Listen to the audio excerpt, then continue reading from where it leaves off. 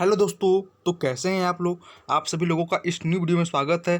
तो आज हम फ्यूल्स का पार्ट 2 पढ़ेंगे। इसमें हमें पढ़ना सबसे पहले ऑक्टेन संख्या यानी ऑक्टेन नंबर। तो पिछली वीडियो में हम लोगों ने कोयले के प्रकार एंड बहुत सारी चीज़ें हम लोग पढ़ा था। तो हम लोग पढ़ते हैं अब ऑक्टेन संख्या क्या होती है। तो ऑक्टेन संख्या जो होती है यह सर्वविदित है कि आइसो ऑक्टेन 2,4 ट्राईमिथाइल पेंटेन सबसे कम अप अपस्फोटन करता है। अतः इसका अपस्फोटन रोधी मान 100 माना जाता है। इसके विपरीत एन हेप्टेन सबसे अधिक अपस्फोटन करता है, अतः इसका अपस्फोटन रोधी मान 0 माना गया है। इस प्रकार किसी ईंधन का अपस्फोटन रोधी गुण ऑक्टेन संख्या द्वारा निर्धारित किया जाता है। वो ईंधन अच्छा माना जाता है जिसकी ऑक्टेन संख्या अधिक है। वही आती है उसके बाद सीटेन संख्या। अब ये सीटेन संख्या क्या होती है देखते हैं। सीटेन संख्या, तो सीटेन संख्या में जब हम किसी इंजन के सिलेंडर में डीजल का दहन करते हैं तब आवश्यक नहीं है कि दहन तुरंत हो। आंतरिक दहन इंजन में ईंधन के प्रज्वलन तथा दहन के आरंभ होने के बीच में जो समय लगता है उस समय विलंब को ज्वलन विलंब कहा जाता है।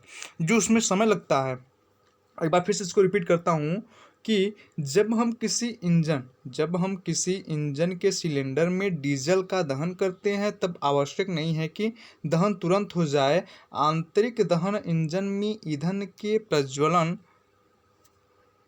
तथा दहन के आरंभ होने के बीच में जो समय लगता है उस समय विलंब को ज्वलन विलंब कहा जाता है। वह डीजल उतना ही उत्तम कहलाता है जिसमें जितना कम ज्वलन विलंब होता है।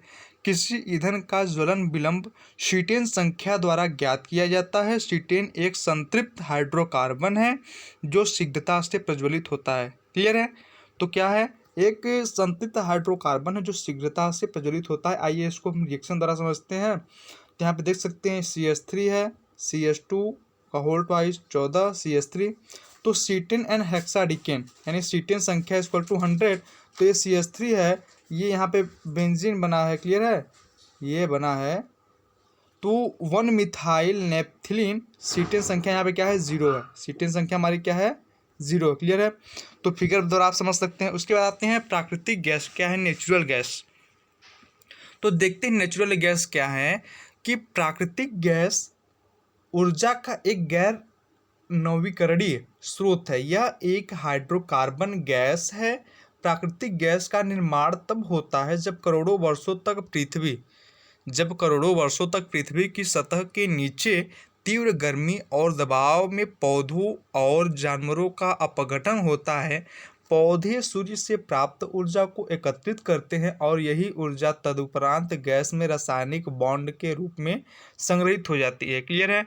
उसके बाद जब प्राकृतिक गैस को 200 से 248 बार, क्लियर है, जब प्राकृतिक गैस को 200 से 248 बार दबाव तक संपीड़ित किया जाता है तो इसे संपीड़ित प्राकृतिक गैस यानी CNG कहा जाता है। अब संपीड़ित प्राकृतिक गैस CNG एक ईंधन है जिसका उपयोग पेट्रोल, डीजल और द्रवित पेट्रोलियम गैस यानी LPG के स्थान पर किया जाता है। अन्य ईंधनों की तुलना में CNG कम खतरनाक होती है क्योंकि ये हवा में हल्की होती है और रिसाव होने की स्थिति में यह तुरंत ऊपर उठकर फैल जाती है। ये जो CNG होती है गैस, ये कम खतरनाक होती है। क्लियर है, क्योंकि ये हवा से हल्की हल्की होती है हवा में। और वो ऊष्मीमान क्लोरोफिक वैल्यू क्या होता है, तो देखते हैं क्लोरोफिक वैल्यू। तो ईंधन के इकाई द्रव्यमान के दहन के उपरांत प्राप्त ऊष्मा की मात्रा को उस ईंधन का ऊष्मीमान कहते हैं। प्राकृतिक गैस का ऊष्मीमान 13.0 किलो कैलोरी प्रति ग्राम होता है। अब प्राकृतिक गैस के अनुप्रयोग क्या है। सबसे पहला क्या हमारा बिजली उत्पादन। जो प्राकृतिक गैस का उपयोग है, पहला बिजली उत्पादन, दूसरा घरेलू उपयोग, तीसरा परिवहन के लिए। उसके बाद आते हैं चौथा उर्वरक, पांचवा हाइड्रोजन, छठवां अन्य प्राकृतिक गैस का उपयोग कपड़े, कांच, स्टील, प्लास्टिक, पेंट और अन्य उत्पादों के निर्माण में भी किया जाता है। अब आइए देखते हैं LPG क्या है, द्रवित पेट्रोलियम गैस। तो देखते हैं एलपीजी के बारे में। तो एलपीजी का तात्पर्य द्रवित पेट्रोलियम गैस से अन्य जीवाश्म ईंधनों की भांति यह भी ऊर्जा का एक गैर नवीकरणीय स्रोत है। वर्तमान समय में एलपीजी रसोई गैस के रूप में घरों में उद्योगों में बहुतायत में प्रयोग की जाती है। एलपीजी के मुख्य घटक प्रोपेन एवं ब्यूटेन है। जो एलपीजी का मुख्य घटक क्या है? प्रोपेन और ब्यूटेन। तो रसोई गैस का ऊष्मीमान क्या होता है? तो एलपीजी का ऊष्मीमान 6 मेगाजूल किग्रा अथवा 10⁻⁻6 किलो जूल प्रति ग्राम। ये ऊष्मीमान एग्जाम में पूछ सकता है कि एलपीजी का ऊष्मीमान क्या होता है। तो आप लोग बताएंगे क्या कि उसका ऊष्मीमान 6 मेगाजूल प्रति किग्रा अथवा 10⁻10.9 किलो कैलोरी प्रति ग्राम होता है। अब रसोई गैस का अनुप्रयोग क्या है, आइए देखते हैं। तो एलपीजी का प्रयोग वाहन के ईंधन के रूप में किया जाता है। वही दूसरा कह रहा है कि एलपीजी के वो शीतलक के रूप में भी प्रयोग किया जाता है। वही तीसरा पॉइंट हमारा क्या कह रहा है कि एलपीजी का उपयोग कच्चे माल के रूप में भी किया जाता है। वही चौथा कह रहा है कि इसका अन्य मुख्य उपयोग घरेलू ईंधन अथवा खाना पकाने के ईंधन के रूप में होता है। वही पांचवा कह रहा है इसका उपयोग विस्फोटक बनाने में भी किया जाता है। इसका उपयोग क्या? विस्फोटक बनाने में किया जाता है। अब आते हैं प्रोड्यूसर गैस। हमारा प्रोड्यूसर गैस क्या होता है? तो देखते हैं प्रोड्यूसर गैस के बारे में क्या कह रहा है हमारा कि यह दहनशील गैसों कार्बन मोनोऑक्साइड और हाइड्रोजन एवं गैर दहनशील गैसों जैसे नाइट्रोजन और कार्बन डाइऑक्साइड का मिश्रण होती है। इस गैस का उत्पादन एक विशेष रिएक्टर जिसे गैस प्रोड्यूसर कहते हैं के अंदर किया जाता है। क्लियर है? अब प्रोड्यूसर गैस की रासायनिक संरचना क्या होती है? तो प्रोड्यूसर गैस की रासायनिक संरचना साधारणतः निम्न प्रकार होती है, जैसे CO 22 से 30%, N2 CO 22 से 30%, वहीं N2 52 से 55% तक, वहीं H2 हाइड्रोजन क्या है 8 से 12%, कार्बन डाइऑक्साइड 3%। क्लियर है? उसके बाद आइए देखते हैं ऊष्मीमान इसका क्या होता है। तो प्रोड्यूसर गैस का ऊष्मीमान 5000 किलो जूल प्रति मीटर क्यूब होता है। प्रोड्यूसर गैस का निर्माण कैसे होता है? तो प्रोड्यूसर गैस एक दहनशील गैस है। यह गर्म कोक या कोयले के बेड के ऊपर से भाप और हवा के मिश्रण को प्रवाहित करने में से उत्पन्न होती है। कोक से प्राप्त गैस में मुख्य रूप से कार्बन मोनोऑक्साइड और हाइड्रोजन का मिश्रण होता है। अब आइए देखते हैं प्रोड्यूसर के अनुप्रयोग। तो प्रोड्यूसर के अनुप्रयोग क्या हैं? सबसे पहला हमारा क्या कह रहा है कि इसका उपयोग औद्योगिक भट्टियों में ऊष्मा हेतु किया जाता है, जैसे स्टील प्लांट्स आदि में। क्लियर है? वही दूसरा हमारा क्या कह रहा है कि प्रोड्यूसर गैस का उपयोग आंतरिक दहन इंजन में भी किया जाता है। वही तीसरा हमारा कह रहा है कि उर्वरक और सीमेंट उद्योगों में गर्म हवा बनाने में भी प्रोड्यूसर गैस का प्रयोग किया जाता है। अब आगे देखते हैं चौथा, इसका प्रयोग कांच के पिघलाने के लिए भी किया जाता है। अब भाप अंगार गैस या जल गैस ये क्या होता है? वाटर गैस क्या होता है? तो देखते हैं वाटर गैस हमारा क्या कह रहा है कि जल गैस को ब्लू गैस भी कहा जाता है। जल गैस एक दहन ईंधन है जिसके घटक कार्बन मोनोऑक्साइड CO और हाइड्रोजन गैस H2 होते हैं। क्लियर है? तो कार्बन, आइए देखते हैं दोस्तों, ये पेज आगे भाग गया। तो चलते हैं बच्चों, अगर हमारे यूट्यूब चैनल पर नए हैं तो चैनल को सब्सक्राइब करें, दोस्तों के साथ शेयर करें। क्लियर है? और आपको जहाँ भी टॉपिक न समझ में आए आप हमें कमेंट कर सकते हैं, मैं आपको वहाँ अच्छे से समझाने की कोशिश करूँगा। क्लियर दोस्तों? हम लोग क्या पढ़ रहे थे? प्रोड्यूसर भाप अंगार गैस। क्लियर है? तो कार्बन मोनोऑक्साइड और हाइड्रोजन गैस होते हैं। कार्बन मोनोऑक्साइड की उपस्थिति में के कारण यह नीली लौ के साथ जलती है, जैसे CO H2O CO2 plus H2। अब भाप अंगार गैस जल गैस की रासायनिक संरचना, तो यह गैस हाइड्रोजन और कार्बन मोनोऑक्साइड का मिश्रण है, जैसे CH2O H2 प्लस CO।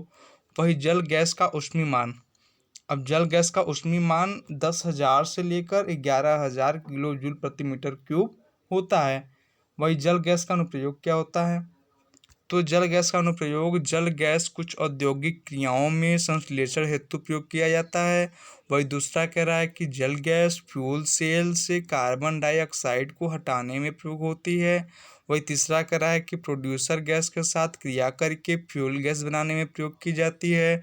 चौथा कह रहा है इसका उपयोग फिशर ट्रॉप्सन क्रिया में किया जाता है। पांचवा, अमोनिया को संश्लेषित करने हेतु शुद्ध हाइड्रोजन प्राप्त करने में इसका प्रयोग किया जाता है। आइए देखते हैं बायोगैस। अब बायोगैस क्या है हमारा, कि बायोगैस एक प्रकार का जैव ईंधन है जो प्राकृतिक रूप से जैविक अपशिष्ट के अपघटन से प्राप्त होती है। कार्बनिक पदार्थों कि खाद्य जैसा कि खाद्य पदार्थों और पशु पेड़ पौधे के अपशिष्ट को हवा की अनुपस्थिति में अपघटन किया जाता है तो गैसों का एक मिश्रण प्राप्त होता है। इस मिश्रण के में मुख्य रूप से मीथेन और कार्बन डाइऑक्साइड होते हैं। जिससे बायोगैस की रासायनिक संरचना यहाँ पे आप देख सकते हैं कि इधर गैस है और इधर प्रतिशत मात्रा है। तो CH4 यानी मीथेन का 50 से 75% और कार्बन डाइऑक्साइड का 25 से 50%। क्लियर है। उसके बाद आगे देखते हैं नाइट्रोजन का 0 से 10%, हाइड्रोजन का 0 से 1% और H2S का 0 से 3%। वही बायोगैस का ऊष्मीमान क्या होता है, तो बायोगैस का ऊष्मीमान लगभग 35,000 से 40,000 किलो जूल प्रति किग्रा होता है। वही बायोगैस और गोबर गैस के अनुप्रयोग क्या हैं, तो विद्युत उत्पादन में पहला कह रहा है, वही दूसरा कह रहा है संयुक्त रूप ताप और बिजली प्लांट CSP में, कृषि में, अपशिष्ट प्रबंधन में, खाना पकाने के ईंधन के रूप में, प्राकृतिक गैस पाइपलाइन में। क्लियर है। उसके बाद वाहनों के लिए स्वच्छ ईंधन के रूप में बायोगैस फ्यूल सेल में। अब आते हैं आगे, हाइड्रोजन क्या है, भविष्य का ईंधन। जो हमारा हाइड्रोजन है वो क्या है, भविष्य का ईंधन। तो हाइड्रोजन को एक स्वच्छ ऊर्जा स्रोत माना जाता है। यह बिजली के स्रोत के ही समान है। अक्षय ऊर्जा और परमाणु ऊर्जा जैसे विभिन्न घरेलू संसाधनों से हाइड्रोजन का उत्पादन किया जा सकता है। भविष्य में हाइड्रोजन कच्चे तेल पर निर्भरता को कम करेगा और निश्चित रूप से यह ग्रीन हाउस गैसों और अन्य प्रदूषकों के उत्सर्जन को कम करेगा। वही हाइड्रोजन के उत्पादन के लिए उपयोग किए जाने वाले दो सबसे सामान्य तरीके हैं। पहला, जल का इलेक्ट्रोलिसिस, जल का इलेक्ट्रोलिसिस। क्लियर है। वही स्टीम रिफॉर्मिंग। वही हाइड्रोजन के कुछ अनुप्रयोग है, देखते हैं कि हाइड्रोजन का उपयोग अंतरिक्ष कार्यक्रम में ईंधन के रूप में किया जाता है। वहीं दूसरा करा है द्रवित हाइड्रोजन का प्रयोग स्पेस शटल और अन्य रॉकेटों के प्रक्षेपण में किया जाता है। वही तीसरा हमारा कह रहा है उर्वरकों को बनाने के लिए कृषि में भी हाइड्रोजन का उपयोग किया जाता है। वही चौथा हमारा कह रहा है इसका उपयोग प्लास्टिक और फार्मास्यूटिकल्स के उत्पादन में भी किया जाता है। क्लियर है। तो दोस्तों इस वीडियो में बस इतना ही। जो हमारा फ्यूल्स चैप्टर था पार्ट 2 ये भी हमारा समाप्त हुआ। अब हम मिलेंगे आपसे अगले न्यू वीडियो अगले चैप्टर में। तब तक के लिए दोस्तों धन्यवाद, पढ़ते रहिए। क्लियर है।